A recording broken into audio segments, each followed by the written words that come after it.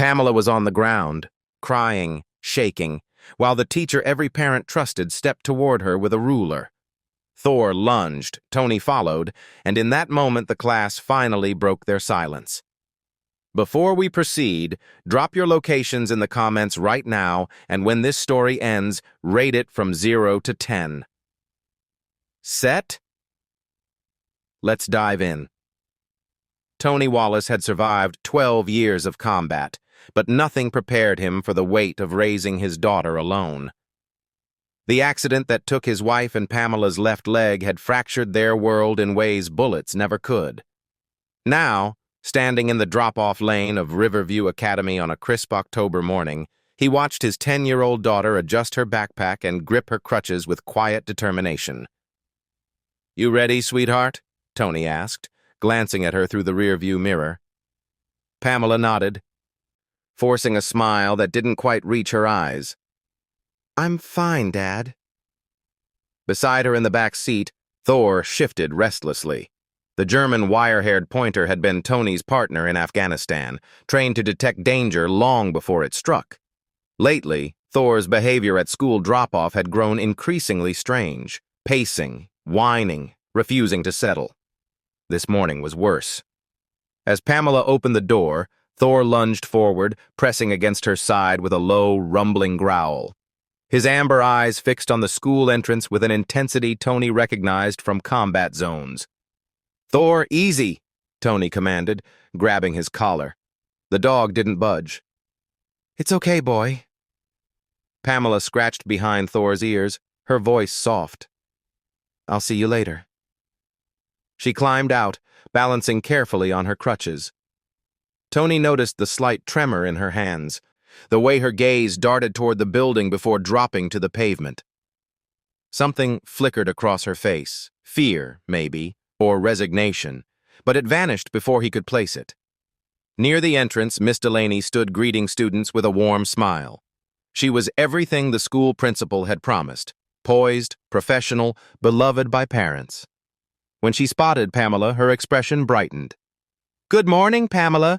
Ready for another wonderful day?" Miss Delaney's voice carried across the sidewalk, honey-sweet and reassuring. "Yes, Miss Delaney," Pamela replied quietly. Tony felt the tension ease from his shoulders. The teacher seemed genuinely kind, patient. Maybe Thor was just picking up on Pamela's natural nervousness about being the new kid. Pamela disappeared through the doors. Miss Delaney followed, her perfect smile still in place. Tony started to pull away when Thor erupted, barking, clawing at the window, his entire body rigid with warning. "Thor, what's wrong with you?" Tony gripped the steering wheel, watching the empty doorway where his daughter had vanished. The dog's growl deepened, primal and urgent. Something was deeply, terribly wrong. The door clicked shut behind Pamela, and Miss Delaney's smile evaporated like morning frost. "Late again, Miss Wallace?" Her voice sliced through the classroom chatter. "Or does your condition require extra time for everything?" Pamela's cheeks burned. She wasn't late. The bell hadn't even rung yet. "I'm sorry, Miss Delaney." "Sorry doesn't fix slow, does it?" Miss Delaney's heels clicked across the floor as she circled Pamela's desk. "Class, what do we say about excuses?" "Excuses are for the weak," the students chorused mechanically. It had been 3 weeks since Pamela started at Riverview Academy, and each day felt longer than the last. The first morning, Miss Delaney had welcomed her warmly, in front of the principal. The moment they were alone, everything changed. "Put your crutches in the corner," Miss Delaney ordered now. "They're distracting." "But I need them to—" "Did I ask what you needed?" Miss Delaney's eyes narrowed. "You'll learn to manage like everyone else. We don't coddle weakness here." Pamela hobbled to her seat, her prosthetic leg aching without support. Behind her, someone snickered. Miss Delaney didn't stop them. During math, Miss Delaney called Pamela to the board for a timed problem. "Let's see if your brain works better than your legs." More laughter rippled through the room. Pamela's hand shook as she wrote, hyper-aware of every second ticking past, every eye watching her struggle to balance while reaching the top of the board. Time's up. Incomplete, naturally. Miss Delaney erased Pamela's work with theatrical disappointment. Perhaps if you moved faster, Miss Wallace, but I suppose we can't all be whole. The word landed like a slap. In the back row, Maya Linwood's pencil froze mid-sentence. She'd heard that tone before, sharp, deliberate, designed to wound. She glanced at Ethan Cruz, who sat rigid in his seat, jaw clenched. His tablet was angled carefully, screen dark, but positioned toward the front of the room. They weren't the only ones who noticed, but speaking up meant becoming the next target, and everyone knew it. At dismissal, Pamela gathered her things slowly, avoiding eye contact. Outside, Tony's truck idled at the curb. Through the window, Thor was already agitated, paws pressed against the glass, whining frantically. "Lovely day, Pamela," Miss Delaney called sweetly as parents approached. "See you tomorrow." Pamela climbed into the truck, silent. "How was school?" Tony asked. "Fine," she whispered. Thor nosed her hand, whimpering. He knew better. "Today's physical education activity will be musical chairs," Miss Delaney announced with false enthusiasm. Pamela's stomach dropped. The classroom had been rearranged, desks pushed against the walls, chairs arranged in a tight circle. She could already feel the eyes on her. "But Miss Delaney," a girl named Sophie ventured cautiously, "Pamela can't—" "Can't what, Sophie?" "Run?" Miss Delaney's smile was razor sharp. "Nonsense. Miss Wallace has been telling us she's just like everyone else. Haven't you, dear? Now's her chance to prove it." The music started, a cheerful melody that felt like mockery. Students circled the chairs. Pamela moved as quickly as she could, her prosthetic leg forcing her into an awkward, uneven gait. Each lap she fell further behind. When the music stopped, there were never enough chairs, never close enough. "Out again, Miss Wallace? What a surprise." Miss Delaney's voice dripped with manufactured sympathy. "Perhaps if you tried harder." Round after round, Pamela was eliminated first.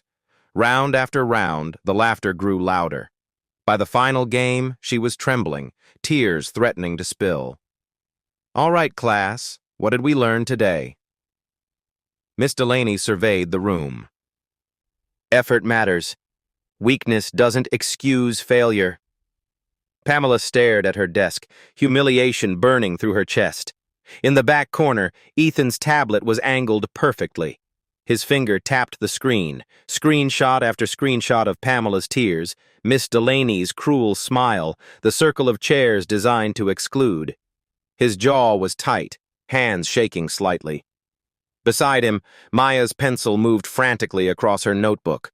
October 15th, musical chairs, made Pamela play knowing she couldn't win. Called it learning effort. She cried. That afternoon, Ethan quietly slipped his evidence folder into his backpack. 17 photos now. Maya had 4 pages of notes. They didn't know what to do with any of it. The next morning, Thor refused to move. Tony tugged the leash gently. "Come on, boy. We've got to drop Pamela off." Thor planted his paws, hackles raised, staring at the school entrance with intensity that made Tony's combat instincts flare. The dog growled, low, continuous, threatening. "Dad, it's okay," Pamela said quietly, though her voice wavered. "He's just being protective. He's never acted like this." Tony crouched beside Thor, whose entire body vibrated with tension. The dog whined, then barked, sharp, urgent, desperate. Other parents were staring now.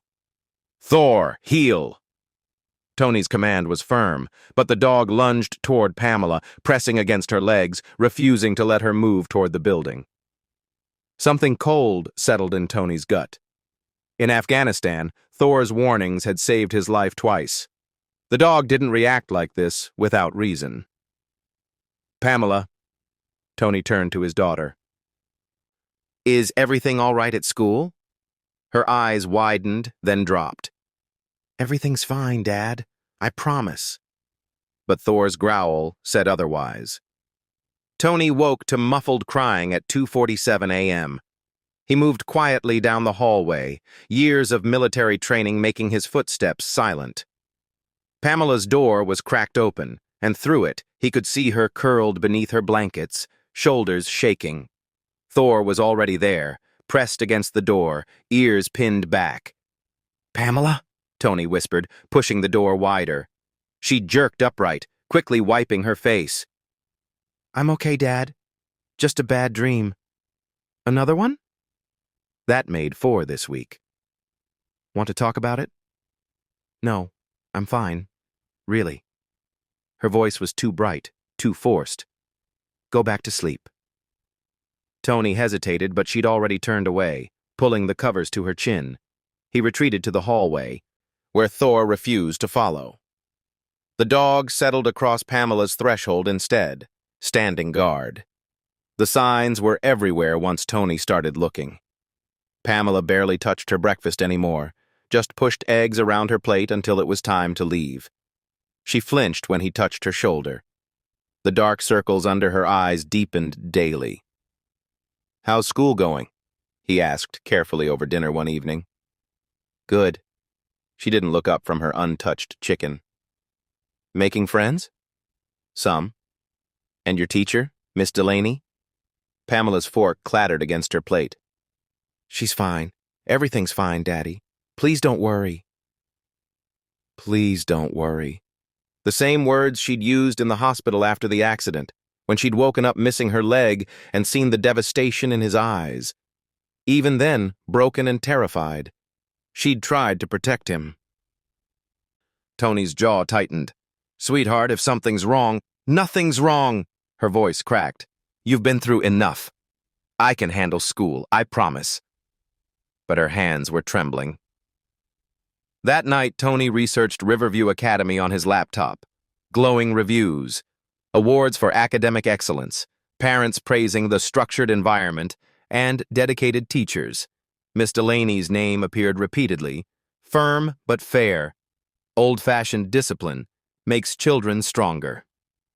Nothing added up. At school the next day, Ethan cornered Maya during recess. "We have to do something," he said, pulling out his tablet. The evidence folder had grown to 23 photos and videos. "Look at this. Look at her face." Maya glanced at the screen, then away. "What can we do? We're just kids." "Nobody listens to kids." "Then we make them listen." Ethan's voice was steady, determined. "My older brother got expelled for fighting back against a bully. I'm not scared of detention. I'm scared of watching Pamela get destroyed and doing nothing." Maya bit her lip, then slowly pulled out her notebook. 5 pages now, dates and details carefully documented. "If we do this," she whispered, "Miss Delaney will come after us next." "I know." Ethan met her eyes. "But somebody has to help her." Maya nodded. "Then we help her." Tony arrived early for pickup, parking near the playground where older students gathered before dismissal. He pretended to check his phone while their voices drifted through the open truck window. "Bet she's already crying." "Delaney always picks someone. Last year it was Marcus. Remember Jenny? She left after 2 months. Tony's head snapped up. The students scattered when the bell rang, but the words lingered. Always pick someone. Last year. Remember Jenny? The email arrived that evening from an unknown address. rvteacher1987@securemail.com. Mr. Wallace, I taught at Riverview for 23 years before retiring. I've heard your daughter is in room 14. Please look into the following students. Marcus Chen, withdrawn October 23. Jenny Hartfield, transferred Nov 2022. David Park, homeschooled Jan 2022. All were in Miss Delaney's class. All left suddenly. The administration called it behavioral mismatch. I tried to speak up once. I was encouraged to retire early. I'm sorry I can't do more. A concerned educator. Tony's hands trembled as he typed the names into a parent forum search. One by one, the posts appeared. Anyone else have problems with Riverview's discipline policies? My son started having panic attacks after transferring to room 14. We withdrew Marcus. The school said he was too sensitive, but something felt wrong. A pattern. Clear as combat intelligence. Miss Delaney had been doing this for years. Pamela came downstairs that evening, moving like glass about to shatter. Her hands shook as she poured water, missing the cup twice. Pamela. Tony stood. Please, talk to me. I can't. Her voice broke. If I tell you, it'll just make everything worse. You'll try to fix it, and then she'll... She stopped, eyes wide, realizing she'd said too much. She'll what? Tony's voice went dangerously quiet. Pamela's face crumpled. Nothing. I'm sorry. I'm just tired. Who threatened you? Nobody. Dad. Please. Tears spilled down her cheeks. You've survived so much. You don't need my problems, too. I can handle this. Sweetheart, you're 10 years old. You shouldn't have to handle anything alone. But you always did. The words burst out. When Mom died, when you were deployed, when you were hurt, you never complained. You just kept going. I have to be strong like you. Thor whined from his position beside her, nudging her leg insistently. The dog had barely left her side all evening. Tony pulled Pamela into his arms as she finally, completely broke, sobs tearing through her small frame. Thor pressed against them both, protective and alert. Being strong doesn't mean suffering in silence, Tony whispered against her hair. It means knowing when to ask for help. But even as she cried, Pamela wouldn't say the name. She didn't have to. Tony already knew. Miss Wallace, please stand and read paragraph 7. Pamela's head snapped up. She'd been standing for the past 20 minutes already, her prosthetic leg aching, her balance wavering. Miss Delaney knew this. Everyone knew this. I'm already standing, Miss Delaney. Then clearly you can remain standing while you read. The teacher's smile was poisonous. Unless you're suggesting you're incapable of something as simple as reading aloud. Pamela's hands trembled as she lifted the book. The words blurred, her leg throbbed, the socket rubbing painfully against her residual limb. She'd been standing since the beginning of class, Miss Delaney's newest exercise in building endurance. We're waiting, Miss Wallace. The soldier... Pamela's voice cracked. She swayed slightly. Louder, and with confidence. Surely you can manage that much. Outside in the hallway, Thor lunged against Mrs. Patterson, the elderly volunteer who'd agreed to hold him during class. The dog's growl escalated to frantic barking, his entire body straining toward room 14. Thor, settle down. Mrs. Patterson struggled with the leash. What's gotten into you?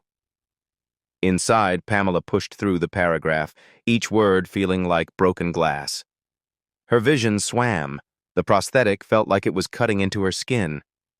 Pathetic, Miss Delaney muttered, just loud enough for the front row to hear. Can't even read without falling apart. Ethan's tablet was positioned behind his textbook, recording everything. His finger stayed steady on the screen even as his heart pounded. Maya sat frozen, watching Pamela's face go pale. Continue, Miss Wallace. We haven't got all day. The soldier marched. Pamela's knees buckled slightly. She caught herself on the desk. Did I say you could lean? Miss Delaney's voice cut like a whip. Stand up straight. Disabilities don't excuse laziness. Something inside Pamela fractured. Her breathing became shallow, rapid. The room tilted. Miss Delaney, she doesn't look good, Sophie started. Silence. Miss Wallace will finish her paragraph. Maya bolted from her seat. I need to get the nurse. Sit down. Miss Delaney blocked the door. Nobody leaves until... Pamela's book hit the floor. Her crutch clattered beside it. She grabbed for the desk, missed, and crumpled to the ground, her prosthetic leg twisting awkwardly beneath her. The classroom erupted in gasps. Thor's barking reached a fever pitch, the sound echoing through the building. Miss Delaney's mask finally cracked. Get up! You're being dramatic. But Pamela didn't move. Maya wrenched open the door and ran straight into Tony Wallace, who'd arrived early for pickup. Mr. Wallace! Maya's voice was desperate. It's Pamela! She's hurt! You have to come now! Thor broke free from Mrs. Patterson's grip and charged toward room 14. Tony was right behind him. Thor hit the door with enough force to slam it open, his claws scrabbling against linoleum as he charged into room 14. The dog positioned himself over Pamela's collapsed form, hackles raised, teeth bared, full protection mode. Tony froze in the doorway. His daughter lay crumpled on the floor, tears streaming down her face, her prosthetic twisted at an unnatural angle. Miss Delaney stood above her, ruler still clutched in one hand, pointing down at Pamela with unconcealed contempt. Around them, half the class was laughing. The scene branded itself into Tony's memory with combat clarity, every detail sharp, permanent, damning. The laughter died instantly. Students shrank back in their seats. Miss Delaney's face drained of color. Mr. Wallace? She smoothed her skirt, forcing composure. Your daughter had a little accident. She's being overly dramatic. Don't. Tony's voice was deadly quiet as he moved toward Pamela. Thor growled, a deep rumble of warning aimed at anyone who dared approach. Don't say another word. He knelt beside his daughter, gently checking her for injuries.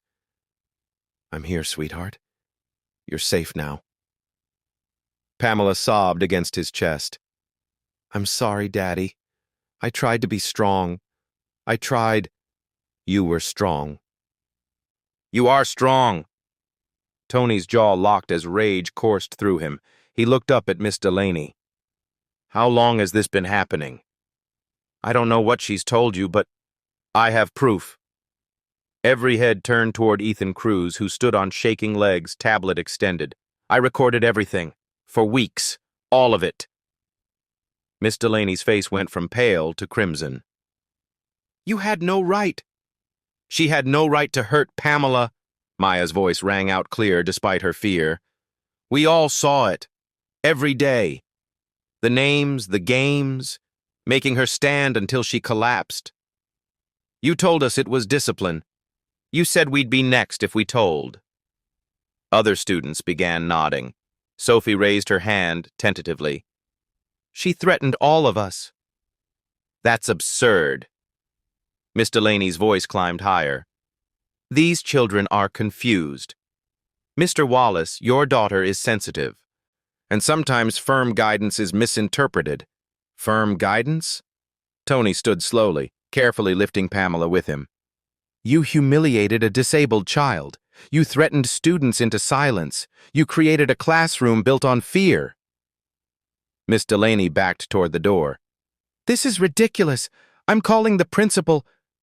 She took 2 steps before Thor moved, positioning himself directly in her path. The dog's growl was primal, protective, absolute. Going somewhere? Tony's voice carried the weight of 12 years of military authority. Because we're not done here. Not even close. Miss Delaney's hands trembled. The ruler clattered to the floor. For the first time in years, she had nowhere to hide. Principal Hargrove's office felt suffocating. Tony sat across from the administrator. Ethan's tablet and Maya's notebook spread across the desk between them. Pamela waited outside with the school nurse. Mr. Wallace, I understand you're concerned, but Miss Delaney has an exemplary record.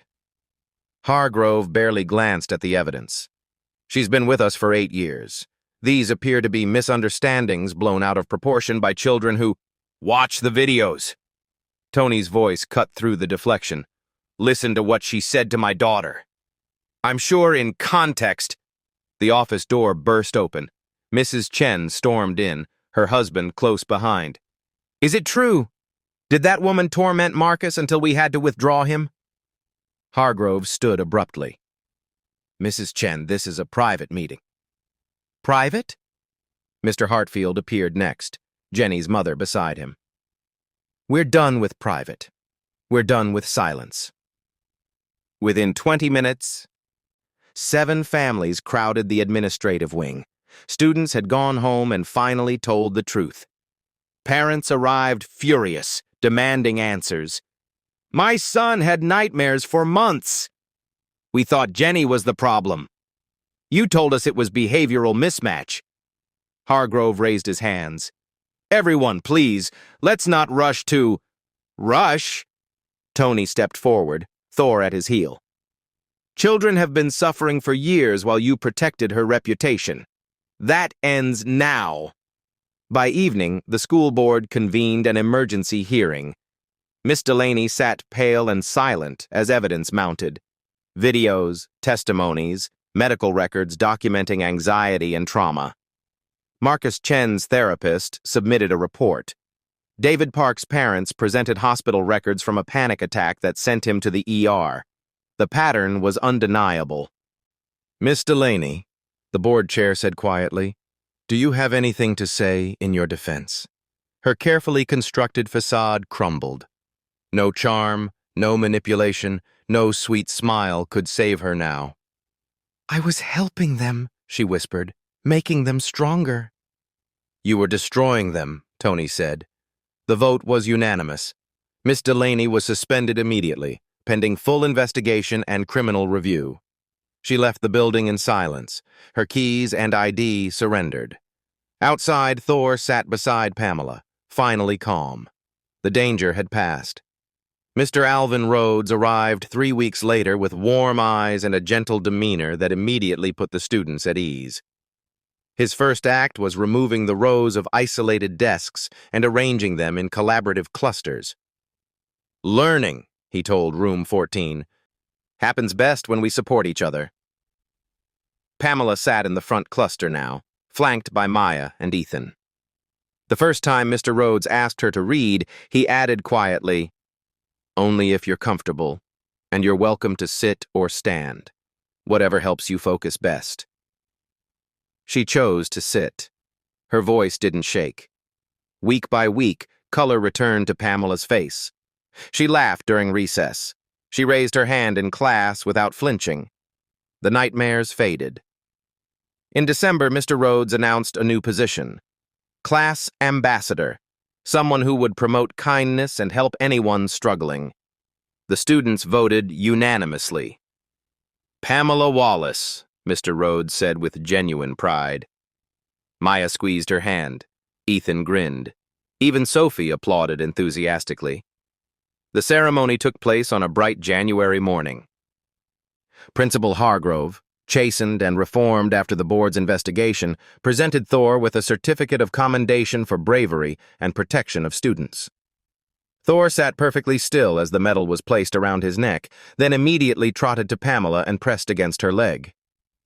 Good boy, she whispered, scratching behind his ears.